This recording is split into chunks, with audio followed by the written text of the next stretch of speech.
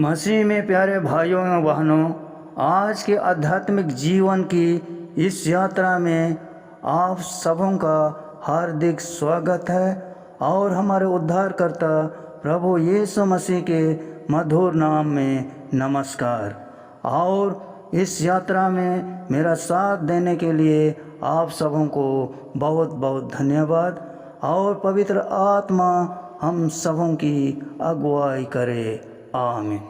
आइए आज हम 38 साल के रोगी को यीशु चंगा करता है, इस विषय में मनन करेंगे।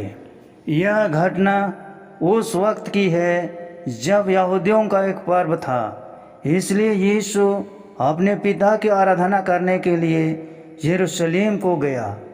यरूशलेम शहर सैकड़ों वर्ष पहले बनाया गया था और वह ऊंची दीवारों से घिरा हुआ था।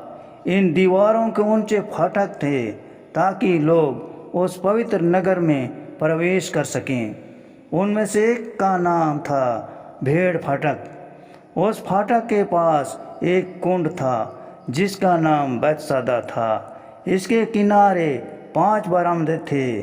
बहुत से लोग अपने परिवार के सदस्यों को और दोस्तों को लाते थे जो बीमार सा, लंगड़े या अंधे थे, और कुंड के बरामदे पर तब तक बैठते थे जब तक कुंड के पानी में कोई हलचल नहीं होता था।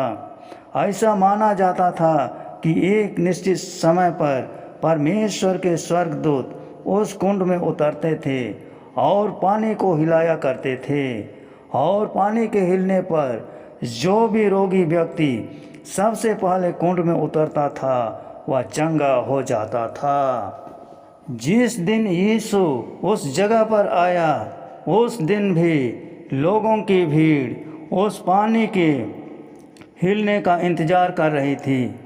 वहाँ एक व्यक्ति जो 38 साल से रोगी था लेटा हुआ था। यीशु ने उसे देखा।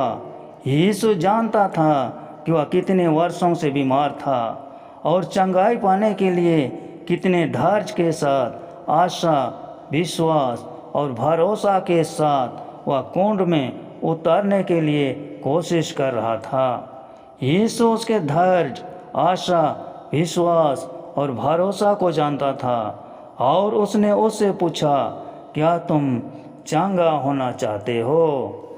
रोगी व्यक्ति ने जवाब दिया, हे प्रभु, मेरे पास कोई नहीं है जो जल के हिलने पर कुंड में उतार दे। जब मैं कुंड में जाने को होता हूँ, सदा कोई दूसरा आदमी मुझसे पहले उसमें उतर जाता है। उस व्यक्ति को कितना अकेलापन महसूस हुआ होगा, वह कितना असहाय महसूस कर रहा होगा, लेकिन वह धीरज धरे चंगाई पाने की आशा, विश्वास और भरोसा को नहीं छोड़ा था। जब यीशु आया, उसने कहा, खड़ा हो, अपना बिस्तर उठा और चल फिर। वह आदमी तत्काल अच्छा हो गया। उसने अपना बिस्तर उठाया और चल दिया। आप उसके चेहरे की कल्पना कर सकते हैं, वह कितना प्रसन्न हुआ होगा। उसके चारों ओर लोग बहुत चकित हुए होंगे। एक बहुत बड़ा चमत्कार हुआ था। एक इस्राएल का पुत्र आज़ाद हुआ था। जिस दिन वह चमत्कार हुआ था वह सबत का दिन था, जो यहोवा ने अपने लोगों के लिए विश्राम का दिन ठहराया था। यह वह दिन था जो सब कामों को छोड़कर केवल परमेश्वर की आराधना के लिए दिया गया था। कई सालों से यहूदी अगुओं ने सबत के दिन को पुराना नियम से लेकर नए नए विचार जोड़ दिए थे। वे यह देखते थे कि कोई भी उसमें से एक नियम न तोड़े। सबत के दिन थूकना भी अवैध माना जाता था, क्योंकि थूक धरती पर गिरकर एक छेद बना देता था और उसे कार्य माना जाता था।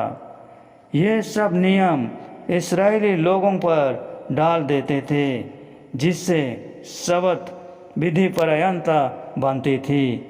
यीशु वैसा कुछ नहीं मानता था। वह जानता था कि पिता ने शब्द किस लिए बनाया था और वह उसे कैसे मानेगा। कुछ यहूदियों ने उस व्यक्ति को जो चंगा हुआ था सड़क पर चलते देखा और उससे पूछा कि शब्द के दिन वह अपनी खाट उठाकर क्यों जा रहा है। इस पर उसने जवाब दिया, जिसने मुझे अच्छा किया है उसने कहा कि अपना बिस्तर उठा और चल फिर। उन यहूदियों ने उससे पूछा कि किसने उसे ऐसा करने को कहा, लेकिन वह नहीं जानता था। यीशु वहाँ से चला गया था इससे पहले कि वह उसे ढूंढ पाता। बाद में यीशु ने उस व्यक्ति को मंदिर में देखा। उसने उससे कहा, देख तू चंगा हो गया है, फिर से पाप मत करना, ऐसा ना हो कि इससे कोई भारी विपत्ति तुझ पर आ पड़े। सो उस व्यक्ति ने यहूदियों को बताया कि यीशु ने उसे चंगा किया है। यहूदी बहुत ही नाराज हुए। यह कौन है जो दूसरों को शब्द के दिन नियम तोड़ने को कहता है। वे यीशु को अपने शब्दों से वार करने लगे, उसके ऊपर इल्ज़ाम लगाने लगे, क्योंकि उसने वो नियम तोड़े थे जो उन्होंने लोगों के लिए बनाए थे। उसकी कितनी हिम्मत कि वह उनके नियमों को इतना अनादर दिखाए। यीशु ने उसकी ओर देखा और कहा, जैसा पिता अब तक काम करता है और मैं भी काम करता हूँ।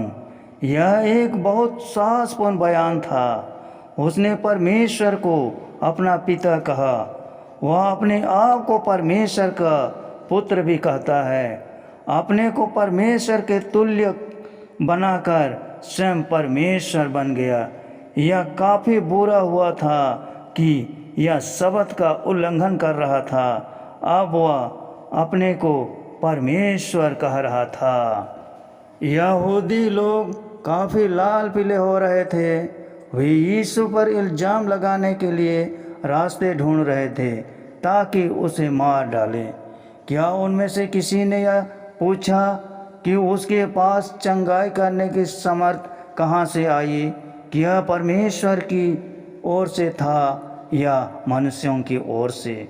यह जानने की किसी ने कोशिश नहीं की। मसीह में प्यारे भाइयों एवं बहनों, इस शुभ संदेश के माध्यम से हमारे उद्धारकर्ता प्रभु यीशु मसीह हम सबों के पापों को क्षमा करे और हमें बहुतायत से आशीष देवे।